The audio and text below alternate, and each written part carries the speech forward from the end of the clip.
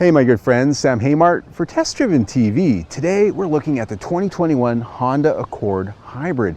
They made some refinements for 2021 and added some new features, so I'm going to show it to you inside and out. We're going to take it for a drive and I'm going to tell you what I really think.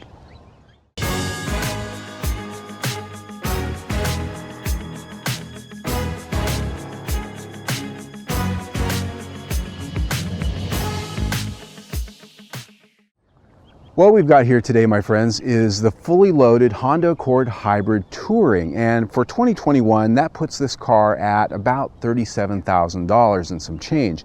Now, they've made a few changes for 2021 to make this car slightly different from the Touring in the past. The first thing is the most noticeable. Now 19-inch wheels with wider tires. A little bit more rubber going on down there for some better handling, and they definitely look sportier too. If you look at the face, they've also updated the grille and updated the headlights, new LED headlights, and made a few changes just to freshen it up a little bit. These LED headlights work exceptionally well at night. In fact, with the latest IIHS testing, they've scored very well. A lot of LED headlights, they look great, but they can really use some improvement at night. Unique on this car and setting it apart visually from other Honda Accords is the hybrid badging on the fender. And if you look at the emblem on the grille, it has a blue highlight. It's kind of a thing. From this angle, a few things that have always set the Accord apart for me are this nice line that comes up from the lower rocker and into the rear bumper. I like that. I think it's very artistic. And the roof line too, very similar with a little kick up you see on the Civic. It's getting to be sort of a Honda signature, but the roof line is almost a hatch. It's almost a Grand Tour. It's a very fast roof line. And for a sedan, it's very popular right now. It's more aerodynamic and it's sportier looking as well. Looking at the back, this has LED taillights. You can see the hybrid emblem there on the deck lid, and the lower fascia is unique to the hybrid. It doesn't show any tailpipes. It has some little chrome trim items down there, but they've really downplayed the fact that this has a gasoline engine. The cabin of the Honda Accord Hybrid is a place that really sets the standard, I think, for a lot of the competitors out there. A lot of the other brands, Honda for the last couple of decades, in fact, has been the standard for a well put together interior in the low and medium price ranges. The quality, the switchgear, the fit and finish, the materials, everything in here is almost every bit as good as you might find in BMW or Mercedes, in some cases better. Being in the Touring, I've got leather seats. These are very comfortable, power, heated, ventilated, and they're just great chairs. Honda builds good chairs. They're very comfortable, they're very supportive, and I could just sit in these things all day long on a road trip. As I sit here and look forward, this has a long hood, you've got great visibility, a leather-wrapped steering wheel, this one with paddle shifters. The instrument cluster is partially digital and it has one traditional dial. When it lights up, it appears that it's two dials, but the left hand of the instrument cluster is in fact entirely digital. I like it. The graphics are good, and because we're in the hybrid, it's got a lot of different information sets that you can put up there. This one also has a head-up display. You can see that just above the dash in the windshield. The center console is very well laid out. There's a storage cubby up in front. There's a wireless charger down in there, ports for your charging, 12-volt USB as well as connectivity. The cup holders are right off to the side, out of the way. One thing I'm not very happy with is the push-button gear selector. It's never been my favorite thing. It's just not nearly as intuitive as a lever where you can just reach over and by feel know what gear you're in. Here you have to sort of look and take your eyes away from what's going on, and it's just different steps. It's especially not very intuitive if you have other people that use your car just once in a while. When you drive the car, you get used to it, but I just find that this is a system that's, I just don't like it. I'll just be honest, don't like it. In the center console, plenty of storage. There's room for about 2 Kleenex boxes down there. Very generous. The trim in here is actually very nice. It's fake wood. It's fake wood. I'm not a big fan of fake wood, but it looks so real. It almost looks like it's got texture, but it doesn't. It's just a print that's done very well. I approve. It's very appealing. I do find it very appealing. One of the reasons SUVs and crossovers have really become a lot more popular than sedans and traditional cars is because you have a higher seating position, you've got better outward visibility, and it's a more natural seating position. You're not sitting down in a hole like a lot of the traditional low-slung cars have you doing? And that's what surprises me about this sedan, is the fact that, as you can see, I've got a pretty upright seating position. My legs aren't perched up that much, and I have plenty of leg room. I'm not feeling like I'm sitting on the floor back here, and yet I still have plenty of headroom. These seats are set for my height, about 5'8" with my tennis shoes on. I've got plenty of leg room back here. If I had a 6-footer up in front, I'd probably still be doing quite well. As you can see, I've got some good amenities, rear vents, and 2 USB ports. The trunk on the Accord is actually quite sizable, and even better is the fact that the rear seat does fold down in a 60-40 split and allow a generous opening into the trunk for large items. When it comes to rating this interior, I think Honda really just nails it in almost every category. It's well designed, it's very appealing. The quality of the switchgear, the layout, it's just very well done. Again, setting the standard for interiors. Really, the only thing I could complain about is the push button selector, and that goes to driver control. So this interior gets 4.5 out of 5 stars. Because I'm into touring, the infotainment system in this car is the top of the line 10-speaker audio system, touchscreen, and it is fully featured. This literally has almost everything that there is available today, and now this year, wireless Android Auto and wireless Apple CarPlay. And those things are now the standard by which we say this is fully featured. AM, FM, navigation, Sirius XM, Bluetooth connectivity, the whole 9 yards. Now you might notice this doesn't have the largest screen that's available out there in the competition. A lot of the competitors, they've gone to 10, 12-inch screens.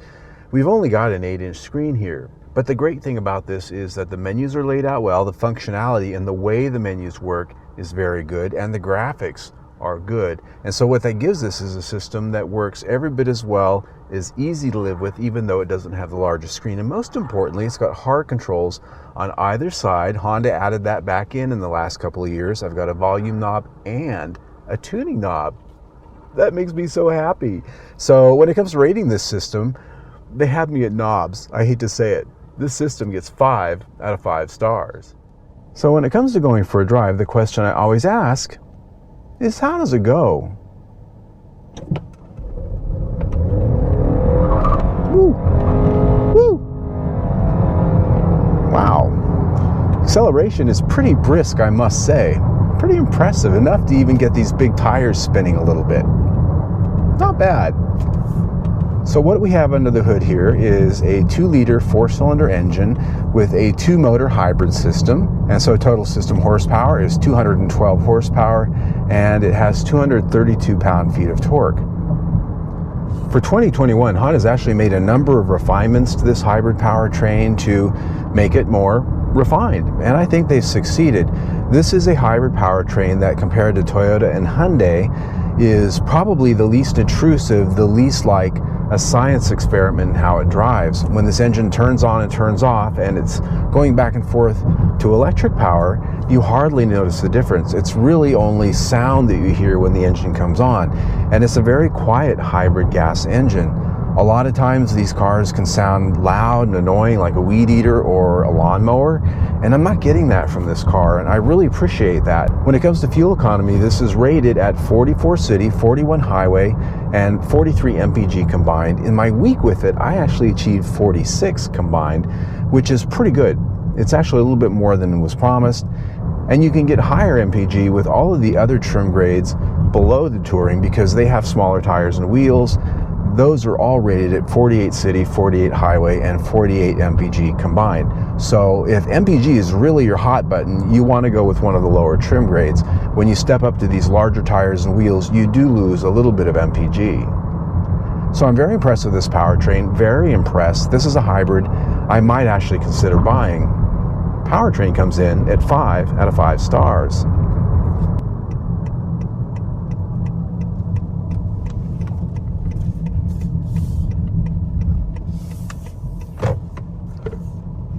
On the topic of ride and handling, the Honda Accord to start with is a very sharp and precise handling car. That goes without saying. When you step up to a hybrid in a lot of cars, a lot of times the ride gets to be a little bit less forgiving because the tires tend to be set up for fuel economy, which means, well, they're harder. So handling sometimes suffers in a hybrid, but so far in this car, I've not found that to be true. Now, yes, it's because in the Touring, I've got these 19-inch wheels and low-profile tires. And they do come in handy when it comes to going around curves, around corners. It is something that you notice with grip, and I have taken this for a drive out in the country and on the highway. This is a car that handles exceptionally well, and around town, over cracks in the pavement, speed bumps and things like that, it does have a pretty firm ride, but it's not nearly as firm as the Hyundai Sonata Hybrid that I recently test drove, and I would say it's a little bit more firm than the Toyota Camry Hybrid. One of the most important tests I like to do, especially living in the city, is the speed hump test. You know, the speed humps, they keep you going the speed limit, so I always test it at the speed limit, 25. And what I find with this car is that the suspension isn't tuned such that when the wheels drop, they do so in an isolated way. They crash. The suspension has a loud metallic crash. It's a combination of shock tuning and the fact that there isn't anything in the way of rubber isolation for that suspension when it's on the drop motion. When it comes to scoring this chassis, really the only black mark that I can come up with is the speed humps. When it goes over them, it's just rough and harsh. That's one area that a lot of car companies do well at, and on this car, for whatever reason, Honda just didn't quite address that one engineering challenge. It just tends to be a little bit rough and harsh over certain kind of bumps. That said, chassis gets 4 out of 5 stars. All right, my friends, the very last thing I like to talk about here is value, because especially in this class, it's very important. There is a lot of stiff competition here. You've got the Hyundai Sonata Hybrid, the Toyota Camry Hybrid, and, well, there was the Fusion Hybrid Ford, but it was so good they had to quit making it, you know what I'm saying? But that said, this is a car that I think really, of those that I mentioned, it's top of class. It just is. It's got the best quality, I think the best design, it's the most appealing to look at. And if you look at the sales numbers out there, most buyers agree. This is the #2 top-selling sedan for buyers under 35. The #1, Honda Civic. And the reason for that, styling, branding, engineering, value, all right? So this is a car that appeals to younger people, and there's the old saying in the car business, you can sell a young man's car to an old man, but you can't sell an old man's car to a young man. Honda gets it. So just a little aside there. Looking at value though, price, competitiveness, quality, all the things that make what value is, I think this car scores very well. 5 out of 5 stars. When you put that in with everything we've already talked about, we're at 4.5 stars for the total review score. Excellent. Not only that, but this goes on my buy it list for 2021. Yeah. If I were looking for a hybrid sedan or even just a mid-size sedan, non-hybrid, the Accord goes right in that slot. It really is best in class, in my opinion. So there you go. If you like the review you just saw, I invite you to see my latest one right there, or better yet, subscribe to my YouTube channel right down there. By the way, stay tuned.